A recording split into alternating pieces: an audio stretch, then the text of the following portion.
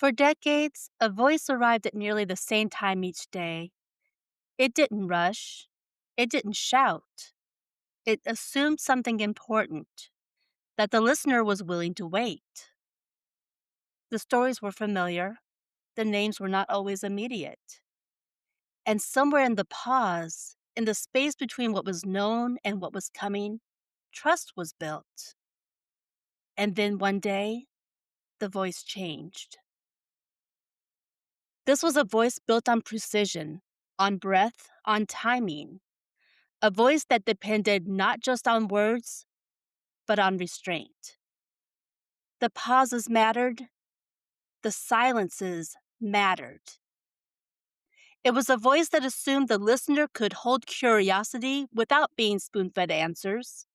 And for years, decades really, it worked until subtle changes began to appear. A slight slowing, a different cadence, a sense not of failure, but of effort. For someone whose instrument was their body, these changes were not cosmetic, they were physiological. The human voice is not a single thing.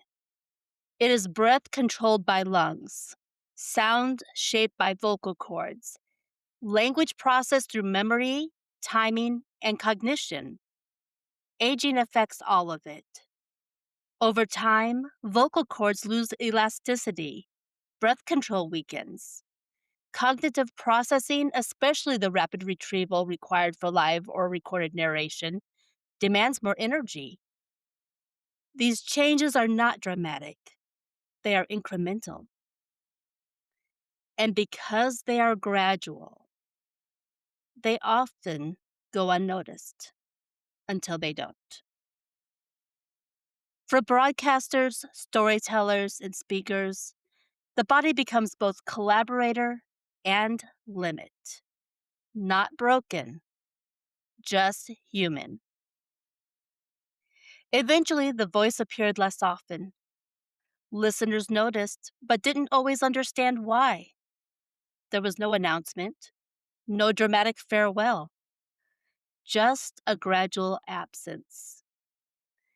This is how many medical realities unfold quietly, privately.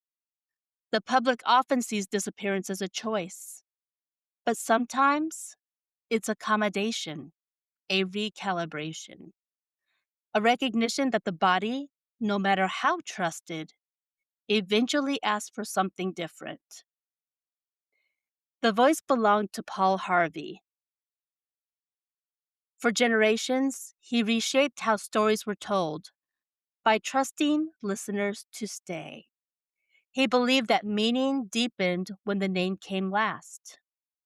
That understanding mattered more than immediacy. This podcast exists because of that philosophy, not to imitate it, but to honor it through a different lens. Each week, we will explore the hidden medical stories behind famous lives. We will withhold the name, not to trick you, but to refocus attention where it so often belongs, on the body, on the diagnosis, and on the human experience that came before recognition. The name will always come at the end. This is Behind the Diagnosis, Famous Lives Untold, the life you knew until the diagnosis. And I am your host, Zoe Michaels. Until next week, be healthy.